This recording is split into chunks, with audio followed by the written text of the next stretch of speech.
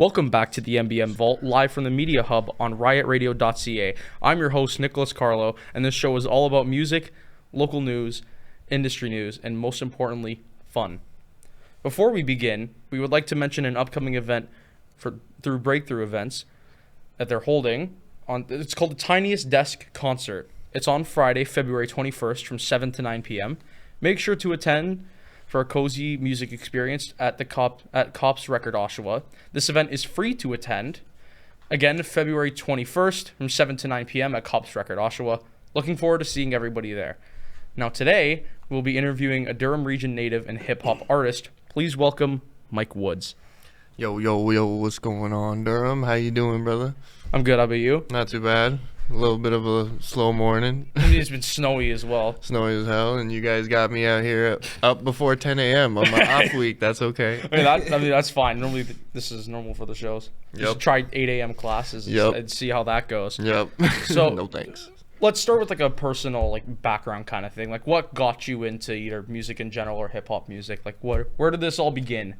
Growing up, my parents, my mom used to listen to a lot of disco. My dad listened to a lot of rock, so it was kind of inevitable that I would slide back into music, doing like live instrumentals on my tracks and stuff like that. I like, bringing the rhythm of disco and the instruments from rock and stuff into my work. And my mom loved music, my dad loved music. It's just time for me to make that breakthrough on trying to make it myself so they can enjoy it just as much as I do. Yeah, I kind of had a similar thing. My dad loves disco. My mom loves rock. My dad also likes rock as well. But then, hip hop was like one of the first genres I listened to as well. I didn't even get kind of similar. I didn't even get into listening to hip hop until I was like maybe 9 or 10 or something like that. We didn't have like a computer or nothing until I was later growing up. But like always radio stuff, always what your parents want you to listen to and stuff. When we got our computer, I found out like Eminem and Wiz and Lil Wayne and stuff like that. So I'm pretty much the same thing. I think that's just like how most people evolve. You're stuck listening to what you've been influenced around, and then once you finally start to get your own privacy, like once you become a teenager, that's like whenever the music comes out there was going to be the one that hits you the most. Don't worry about what I'm listening to, Mom. It's my stuff. It's the same thing. I mean, I didn't listen to hip-hop until I was nearly 13, so it's the same thing. Like I didn't know anything about the culture, and I had to teach myself just by researching all that stuff. The great thing is the culture started with like disco and R&B and stuff, right? So we were already on it. We just didn't know how it evolved until that point, right? Yeah. Now, about hip-hop, like, do you have any favorite performances, either ones that you've done or ones that you've seen other people do? Ones that I've done? Last year I did like 15 shows, honestly, and one of my favorite ones was in Oshawa. It was at Belt. Shout out The Difference. Shout out all them boys. It was a big turnout. I had fun working with those guys and whatnot. Another performance I've had was probably my favorite. I did a show at Biltmore 2 years ago now. We're in 2025. Yeah. Back in 2023, we did a performance. We did a show at Biltmore called Unity Fest. We had a bunch of artists comes out and do their thing on that stage, and what they do at Biltmore, like that stage is crazy, man. It's huge. I've actually never been to Biltmore. You've never been to Biltmore? I've never been to Biltmore. I'm normally not from Oshawa. So. Oh, where are you from? I'm from Richmond Hill. So y'all hear that, Durham? Nah, it's all good. We accept you. It's all good. It's all good. No, I'm here now because of this. So well, if you're gonna be here, like if you're ever here for like a weekend or something like that, go check out Biltmore. Check out Bond Street. They be putting out a lot of cool stuff. And me and my guys, we be doing a lot of shows too. We do Crew de Ville. We do shows in Durham region. We do shows in everywhere. We're trying to get it done. We've done comedy shows. We've done hip-hop shows, rock shows, and stuff like that. And that's why, we did it at Biltmore 2 years ago because we were trying to, push out a little bit more. We didn't do a lot of shows in venues and stuff. It was mainly like backyard outings, parking lot shit. Sorry. No worries. Parking lot stuff. And we just wanted to make a big jump into the entertainment scene, and we did a show at Biltmore, and their atmosphere is crazy. They got great lights. They got great sound. They got all that kind of jazz, Comedy shows. Like, yeah, man. Tell me more about that. Okay. A lot of my homies growing up, like, they've always just been funny guys, right? And shout out Tanner Granville, shout out Evidence and them. I just see them doing their thing, and it makes me excited because like I have a lot of homies who do entertainment stuff. My boy's in a couple bands, and my boy who does comedy, like he's been doing it for a while, and I haven't been able to go see them or like, you know, go check out any of their stuff because we've been busy with the event stuff. So I was like, why not? You know, let's do a couple comedy shows with these guys. You know, it makes everybody happy when they go see like jokes and stuff, right? Yeah. We've done it at like weed stores and stuff downtown and whatnot. So, you know, comedy is a huge thing. It should be. It should still be a huge thing, right? It is. I've never been to one, but I've always wanted to go to one. You definitely need to pull up, man. Yeah. We're going to be doing one soon. I need to talk to my boy about it, but we're going to be doing one soon. It'll be like down off Simcoe and King Street type thing. I mean, I'm interested. I've always wanted to go to You one. drive? No, but I'm here on campus. So all right. Okay. I'll be here. Okay, so you're here though. I'm here. You're on campus. on the week, yeah. In the week, okay, the week, so okay. And then weekends you go back home. Yeah. Stick around one weekend, bro. Stick around one weekend. I'll definitely be doing that. If there's a comedy show, 100%. I'll get these guys to tell you about when we got something going on too. Now, more about the hip hop side. Do you have any like dream collaborations? Ooh, that's a big one, eh? I wanted to work with Andre 3000, but that got cut loose because of Kanye, so that might not be something I'll be able to work on for a little bit. I mean, yeah. Dream collaborations. I mean, whatever happens. I'm working with a lot of great guys from around the area and stuff, and I would say the work that we're doing is something that's going to really change the perspective on music coming out of here. So like every collaboration or any project I get to work on, I'm always grateful for the person who had me on. So whatever falls into my lap, I'm always appreciative of it. So yeah. I'm honestly excited for what's to come next, you know? I mean, that's fair enough. A dream collaboration is if you're happy about it, then it's a dream collaboration. That's it, man. But like maybe as like a major artist, who would be a good one? I want to work with Toby. If you know Toby, he's from Toronto. I don't think I've originally heard of from him. Ottawa. He's from Toronto. He's a soul singer, R&B singer. He's really good. Maybe Roy Woodz, you know, a Mike Woodz, Roy Woodz collab. Yeah. That would be kind of cool. Something like that. It's called a song like something with The woods. Forest. The Forest. We'll call perfect. it that. Yep, that's what it's gonna be called. That's your theme about that. Now, are there any favorite lyrics that you've written of songs that you wrote? Favorite lyrics? The whole song of Ain't the Way. The whole track, that's probably my favorite song I've ever written. And now, like, I put live drums on it with my buddy Brandon Harrell. Shout out Brandon Harrell. And it sounds great. It sounds so beautiful regardless of if you have the drums on it or if you don't. Like, the regular beat that I found it with, it kind of just didn't stick out for me. So when I threw live drums on it, it was like, it was something special to me.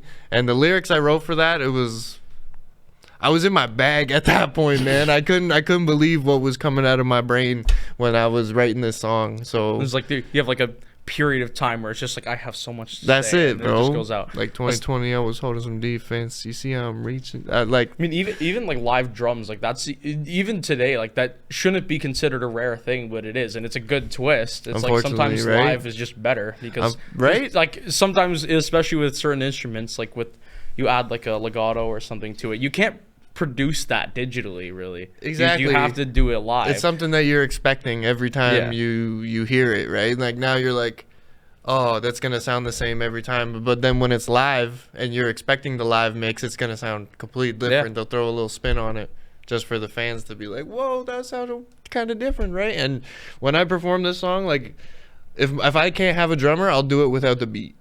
And like without the drums loop, it just has like a eerie like whistle kind of like thing, and it's a different thing when you see that track, man. I gotta perform that live again. So you just do it a cappella, you just like clap, not like clapping or nothing, but like the beat is still there. It's just the drum line isn't there anymore. Oh, okay. And it's like a dun, dun, dun, dun. It's like a little piano keys and stuff like that. It's eerie and it's suspenseful, and yeah. You gotta come check that out. I definitely will. Now, coming up after the break, we'll be talking more about Mike Woodz about his releases, time in the music industry. Sorry, Don't forget that you can follow the Media Hub on social media at DCSA Media Hub. You can also follow us at MBM Vault on Twitter, now known as X, and Instagram, and at the MBM Vault on TikTok. We're going to play some music. Here's Luther by Kendrick Lamar and SZA, and also a song of yours yourself, yes, live sir. from the Media Hub on riotradio.ca. Welcome back to the MBM Vault. I'm your host, Nicholas Carlo. We are back with Mike Woodz to discuss some upcoming work and to tell some stories. So, the first question I have, you have a new EP/mixtape coming out soon. Tell me more about that. Yes, sir. It's been in the mix for a long time, and I've talked about this with Spike a few times too, and it's just been in a process. Life comes around and it kicks you in the butt, and you know, sometimes you lose track of time with stuff, but it's definitely coming out this year. Maybe not in March, maybe the end of March, maybe April, most likely May. That's what it's looking like, but I'm on a 2-week work rotation now, so like I'm away for 2 weeks and then I'm back in the city for a week's time. So every chance I get, I try to get into the studio. I'm trying to work on it. I'm always listening to these songs, and I'm such a perfectionist. It takes so long for me to want to get that ready. And then there's the content portion, which I didn't know that came with this music stuff. Thanks internet for doing that for me.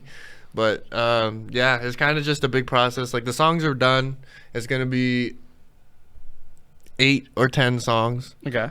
I don't want it to be considered an album because it's not really an album. It's just 4 songs with a regular drum mix and then a live drum mix. Okay. So regular beat and then a live drum beat.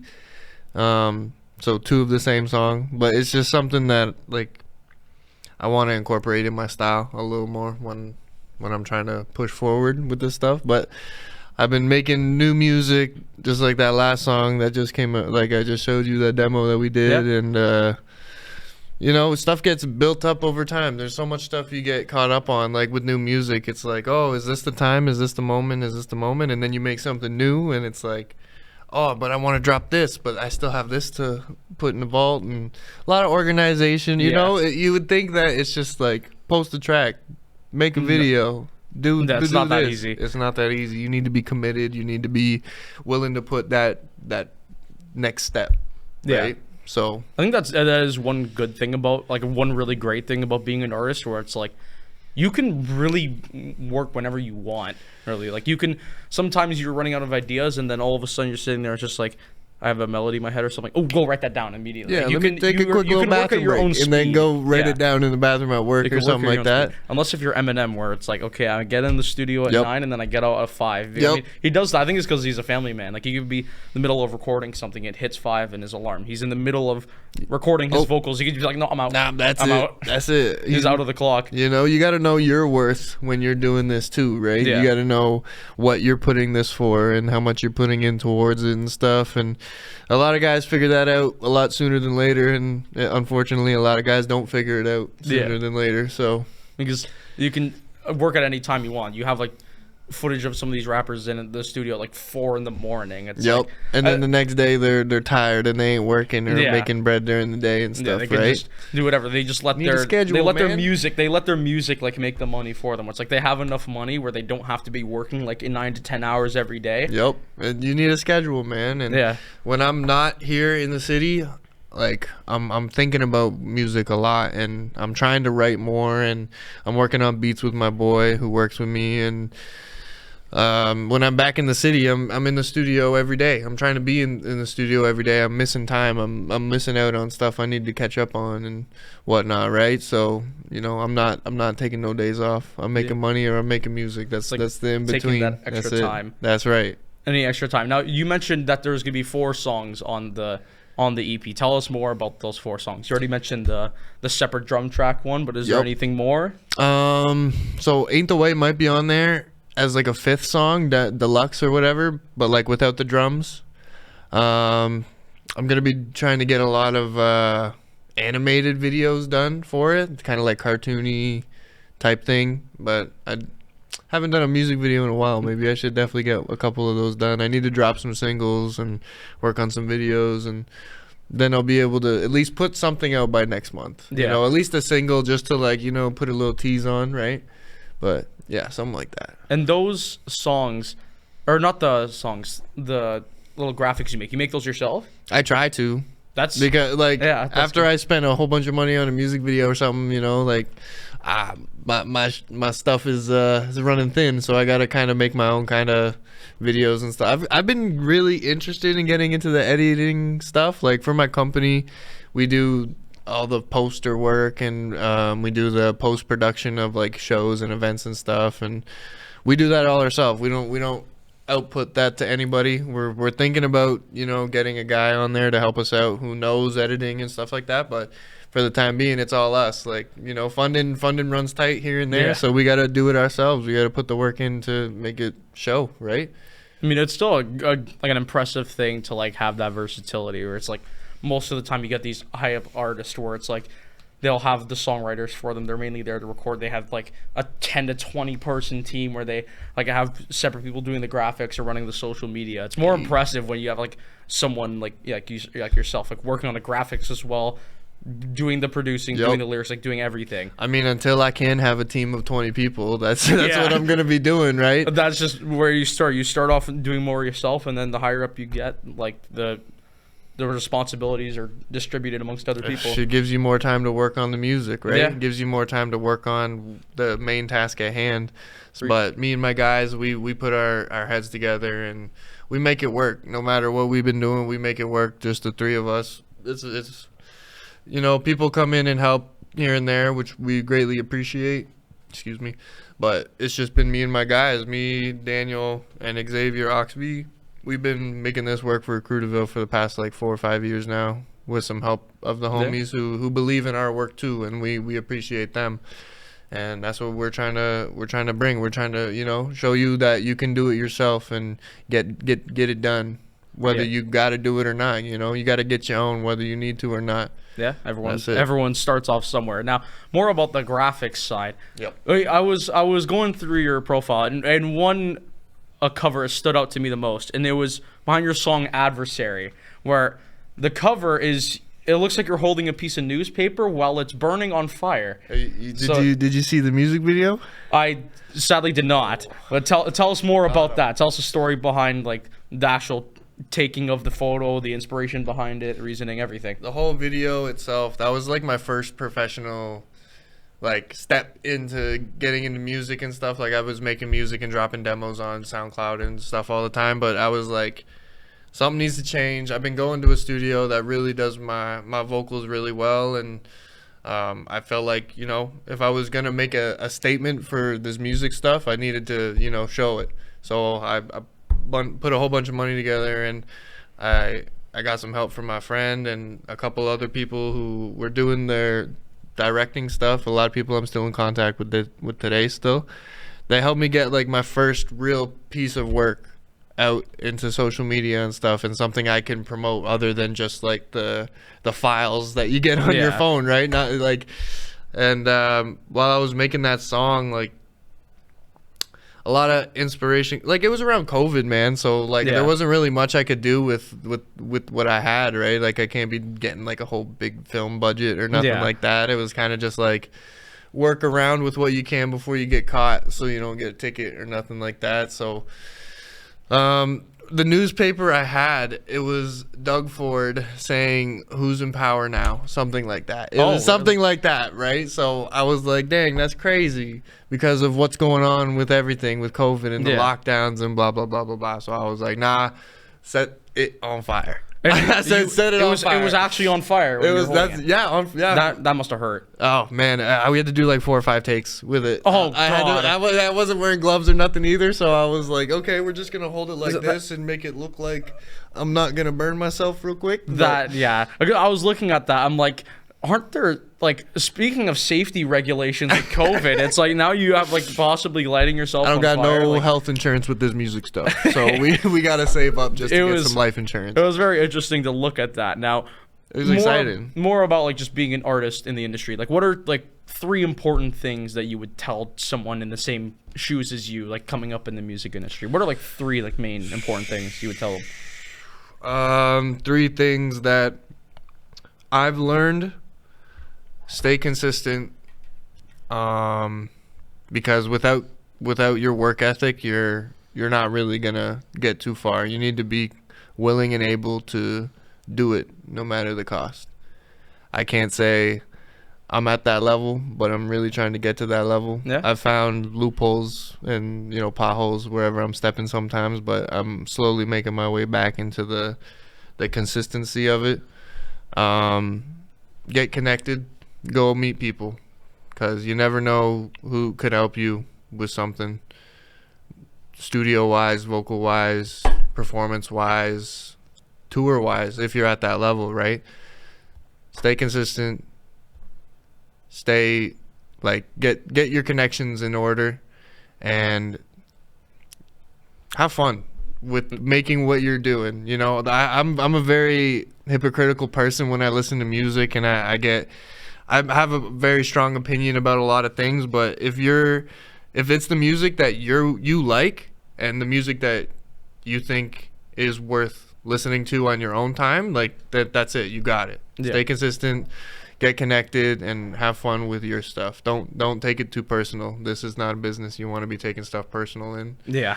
Because once you do, you let it get over your head, and it takes over you. You don't want to be crashing out on like an Instagram live, and then your manager goes like, "Oh, yeah, I've had like 200 people messaging me. What are you doing? What are you doing? Yeah, man? just going wild. It's like, especially meeting people. It's like when you say that, the first thing I think of is like the phrase where it's like, I know a guy who knows a guy who knows a guy who knows Acting a guy. like Soldier Boy. Yeah, you just keep going on a line and stuff, and that's why a lot of people higher up in the music industry, they have like 5 different phones for all these things, because they can name like 4,000 people like on the back of their hand that they know. Or they know one person that just takes care of everything, right? Yeah. And that's it. And they know that many people, 4,000 people that take care of stuff. Yeah, they all have their own roles. And tell us more about your experience performing at Oshawa Music Week. Shout out Oshawa Music Week. We coming back for round 2 this year. Oshawa Music Week was fun, man. It was my first time, being part of something that the city was putting on. Every time I've tried to do work with cities around Durham, it's kind of been like flaky and whatnot. But working with the students at Oshawa, putting on Oshawa Music Week, it's been a blessing. All the guys are super easy to work with. I hope they get some good venues this year. Last year was a couple venues that didn't really fit into their favor, bad sound equipment, et cetera, right? But What venues did you perform at last year? I performed at Bond Street. I performed, I think, twice at Bond Street, and then I performed at the 504. Yeah. Something like that. And I don't know what other venues they did. I know they do a lot of stuff at Riley's and whatnot, but I don't know what other venues they did. I think it was like maybe Atria or something. I think like they that. did the 222 as well. The 222, yeah, Probably. that's at Bond Street, right? Yeah. Yeah, so that's where I did a couple performances, and then the 504. Yeah. I thought it was great. I thought it was a great experience. Shout out to, Will and Marcus and all the guys who helped me out with stuff last year. Shout out my girl keeping me on point with a lot of stuff, and it was fun, man. Yeah. I had a lot of family come out and stuff. It was there for a lot of my family's first time seeing me perform too. So, Really? Yeah, because like a lot of my family's from like out of town, like near Peterborough area, Lindsay and stuff. Sense. So it's kind of far.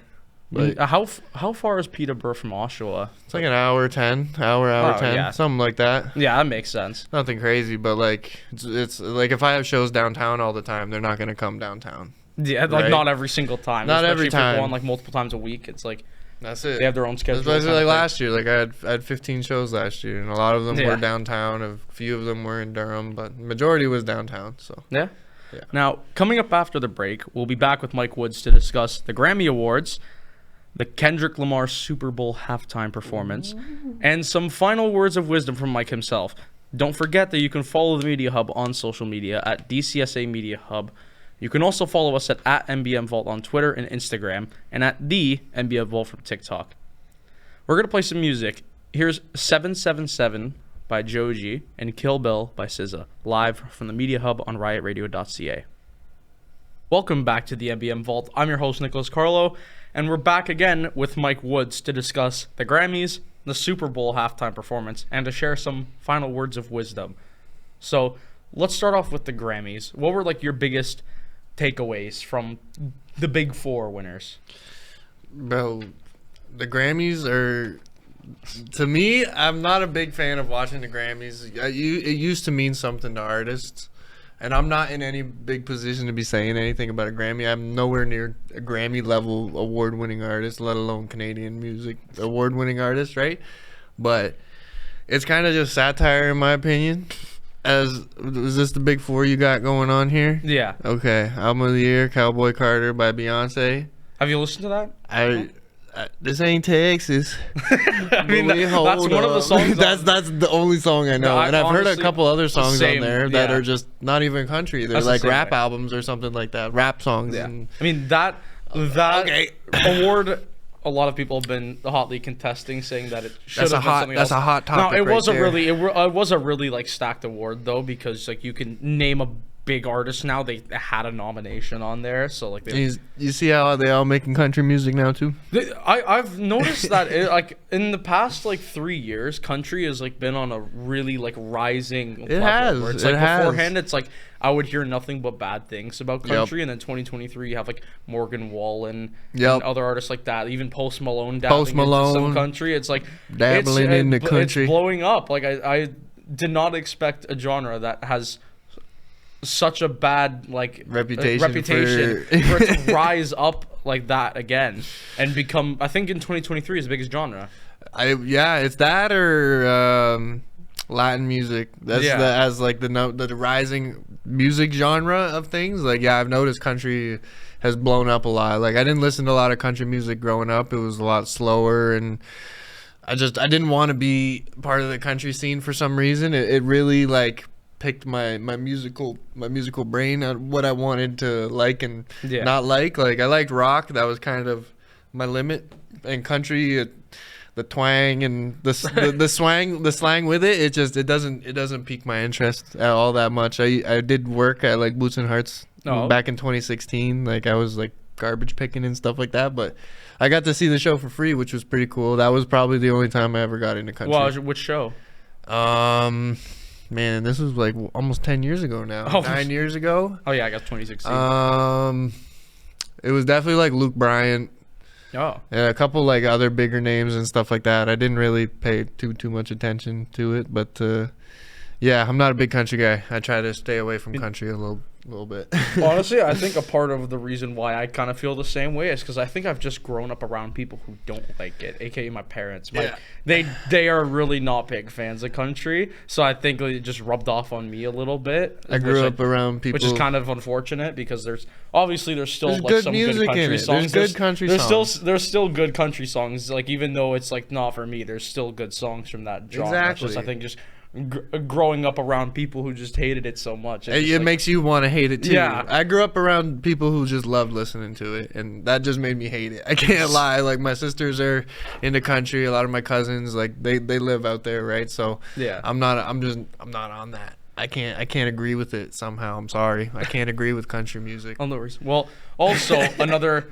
Not relating to country, but relating to back to the Grammys. Kendrick Lamar had an absolute sweep at the Grammys with Record of the Year, Song of the Year, Rap Performance of the Year, and I'm pretty sure he had 2 more as well. He had like 5 awards. Yeah, he had 5 awards for Not Like Us, man.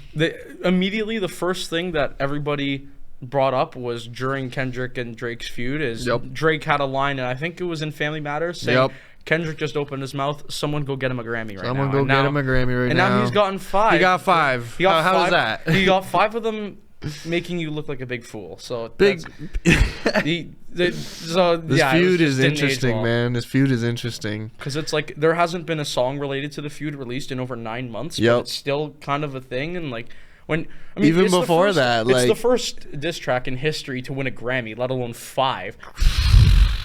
Like Grammy, like not even the big 2. Like there's a big 2 as well. Bro, when like all in all, that's great, but I don't know. Something about me is like I don't know if it was the song in particular to deserve a Grammy.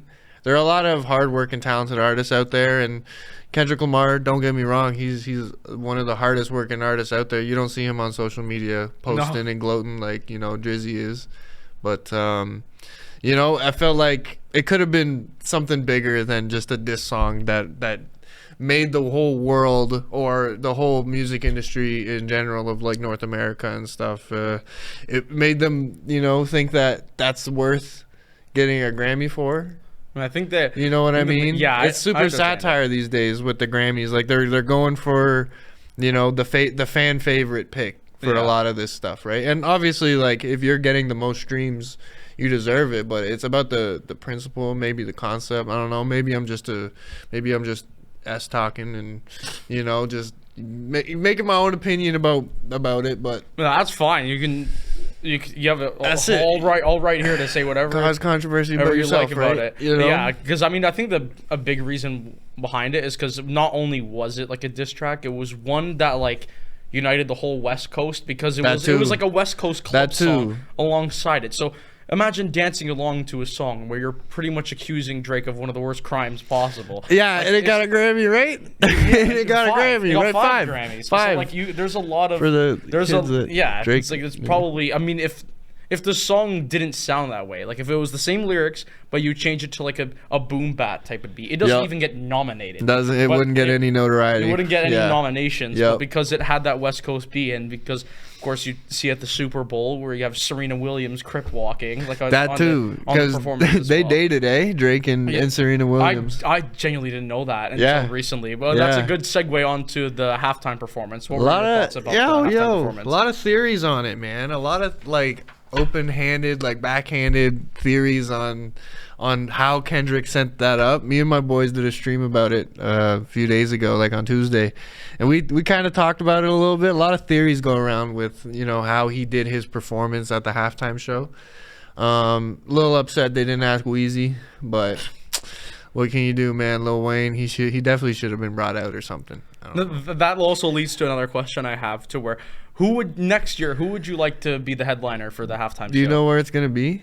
I mean, I don't know where it's gonna be, no, but who would you like to halftime? I mean, if you were to base it on location, you have Kendrick Lamar headlining one in New Orleans, so like it would make sense if he headlined it in like a West Coast thing, right? Yeah. So like I don't know, like it kind of depends on location and depends on who's really who's moving in the music industry. Like there are a lot of great, I don't know what they're looking for these days. They do a lot of different things. They're kind of just like chasing the top genre of music. Like I don't know if they'll even do country for a long time at the Super Bowl. Like, they haven't done country in a while. Exactly. Have they done rock in a while? It's always been like R&B and hip hop and stuff. And in 2014 it was Bruno Mars and Red Hot Chili Peppers. 2014, man. That was 10 years. 11 years ago now. There could have been more. 2015 was Katy Perry. 2016 was Coldplay, if you want to consider Coldplay rock.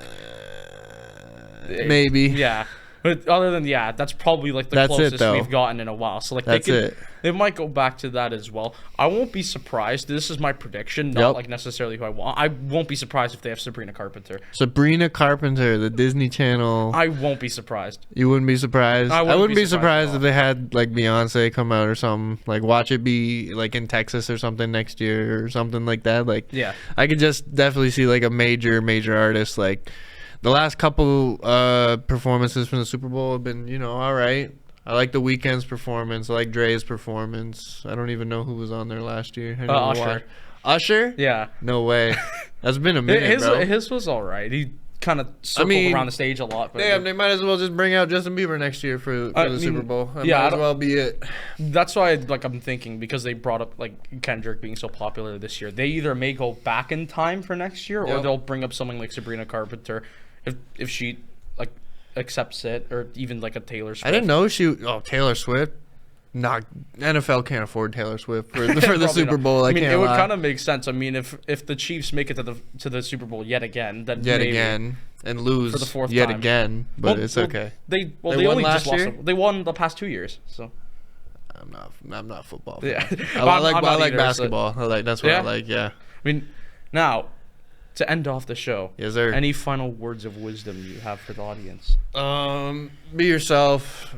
Stay true to your vision. Stay true to the work ethic that you have, and like I said, with those major 3 things, if you're in the music industry, stay consistent, get connected, and have fun with your music, man. It's not all.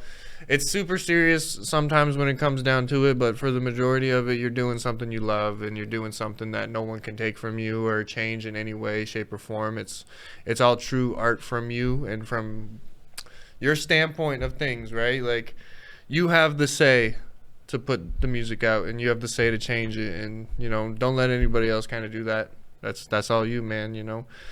My tape's coming out soon, within the next couple months. I just did 4 demos here at MBM at Durham College Studio, and I'll probably be dropping those at some point soon. So Durham College students, check it out. Yeah, I'm bringing you guys out here, man. I'm trying to get to know all these guys at Durham College. I don't go to college or nothing like that, but I like getting connected, bro. I like doing shows with you guys. It shows the youth are still caring about performances and hip hop and stuff like that. Especially ones in this program as well. Exactly, bro. I've met a lot of the guys from like the, what are they called? Like the labels that you guys are doing and stuff like that. The enterprises. Yeah, like I'm with Town Line right this year. Last year. Really? Yeah. So because of Marcus, my boy Marcus. Yeah.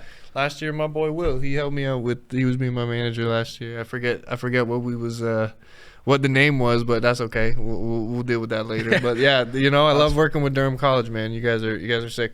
Yeah, that's perfect to hear from you. Now, that's the end of today's episode. Yes, sir. Thank you for watching. Thank you to Mike Woodz for joining us today. You can find them on Instagram at MikeWoods_, and it's Woods with a Z. With a Z, don't forget it. And make sure to stream his new EP when it releases. Yep. You can also follow the Media Hub on social media at DCSA Media Hub. Yep. You can also follow us at MBM Vault on Twitter and Instagram, and at the MBM Vault on TikTok. Damn straight. That's all for this week's episode. Now let's listen to Pink Plus White by Frank Ocean, playing us out live from the Media Hub on riotradio.ca.